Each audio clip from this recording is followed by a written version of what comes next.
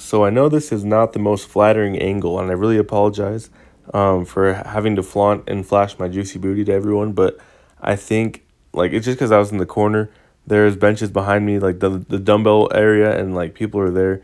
I had to scoot my tripod a little bit closer to myself than I would have liked, but it still serves the purpose. Hopefully, you're not like feeling uncomfortable, and you can totally just close your eyes and listen to me talk if you want, if that's what has to happen. But I have a really important message I want to share first of all, and the thing is that most of us have worries and doubts and concerns about relationship stuff.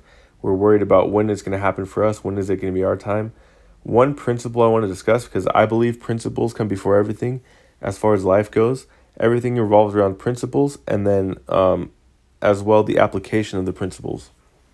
So, for example, a principle being God is real.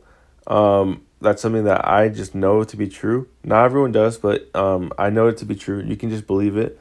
But when you know God is true, then it kind of has to change how you do certain things, because you know there's a judgment implied, there's salvation implied. If the principle was God is not real, then that's where everything would change. My application of that principle would then cause my life to be different. But when the principle is solid and then you work on your application of it, you're going to learn how to make success for yourself in life. So here's a principle with that long winding explanation. Here's the principle I think everyone needs to know or understand when it comes to relationships. A real relationship is predicated on this principle that you have to be willing to love someone without expecting love in return. And that's something that doesn't sound like it makes a lot of sense, but think about it. If you know, like, I guess the stereotypical, like, I guess toxic relationship, where two people are not treating each other well, typically one or both, probably both of those people have an expectation of how they would like to be treated, and that expectation is not being met, or whatever, or they're just like one person might be receiving their end of it but not giving. But ultimately, this is my opinion, when you set an expectation, you define an expectation of how you want someone to love you, that person, either they might not be capable of it, or they might just do it in a way that's not the same as what you're expecting. And so a lot of times people, because they have unrealistic expectations and because they're not willing to, like, most people think this, they're like, I want to be loved. They don't think I want to love someone else. So when you're just like expecting to be loved, you're not, your first thought is not always to love the person that you're with. So like sometimes people get neglected because you're being loved and you're like, okay, this is like exactly what I wanted. And then you don't think to reciprocate. But think about this. If you were to go and love somebody with everything you had in abundance, not just like doing the bare minimum or what's required of you or what's normal, you just love this person so much, all you care about is seeing them happy, and you do your best to go out of your way to bless them. If that person is the right person, the right kind of person, they'll feel this love, and they will see how pure it is. They will desire to reciprocate it, and they will give you the purest form of their love. And because you weren't expecting it necessarily, you weren't demanding it, when it happens, it's just so much more real. It's authentic. It's like a surprise almost, or like a cherry on top. Like you're happy and content with just loving this person because of who they are to you. But then once you love them, they actually love you back, and that's when it has meaning. That's what I think. So hopefully that makes sense, and that can help you guys get started on your path to preparing for your own relationships.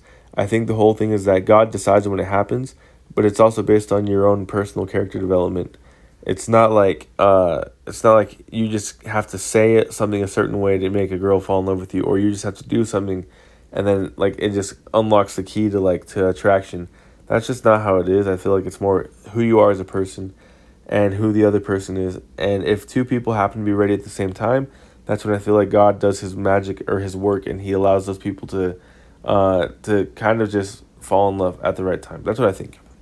And I don't think falling in love is real, but that's a whole other discussion. I think people just are ready or they're not ready. Anyways, so I squatted today, and I did some shoulder press and overhead press.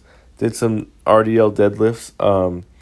If you haven't been watching my videos for the last couple of videos, I have been inconsistent and basically absent from the gym. And the biggest reason why, and this is not an excuse, this is just the truth, is that I haven't been eating super well. Like I haven't been able to eat enough to sustain the progress I had made in the gym. So I kind of just stopped going, and because of my not eating well and also not going to the gym, it just took me a few weeks to get back. But now I've been here. This is my well. I'm recording this voiceover over workout footage that was like from 2 days ago. I went today, so I can say I went 2 days out of the week. Um, One tip I'd give as far as like shoulder press goes is to keep your shoulder blades pulled back, like back and down, keep them retracted. Because if you don't, you're going to be overloading some of the muscles on the front of your shoulders, and you keep them retracted, you're using all the muscles on the front and back of your shoulders, including back muscles that are stabilizers. These are isometric holds I'm doing right here. These are really good for shoulder stability and strength. And like I said, keep your shoulder blades pulled back, keep your knees slightly bent. Anyways, one thing that's important that I think people like tend to not think about, they neglect, is how do like the barbell work. Like wherever you have the weight, everything under it, due to the force of gravity, is being acted on. And there's exertion. So like right now, while I'm doing upper body, shoulders and stuff, I'm technically strengthening my core as well. And I'm not really bending my knees or anything or my hips, so it's not working my legs as much. But doing those like simple things like barbell movements, heavy compound lifts are the key to transforming your body and your physique. That's what I believe. But that's all I have as far as time for today. I have another workout video I got to do right after this.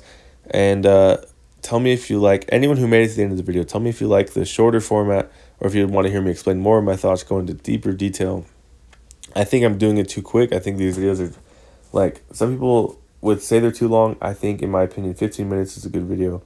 But I don't know. I don't think everyone has that attention span anyways, because of TikTok, because of media and everything. So that's it for me today. Right now, I'm done, and I'm going to make another video after this.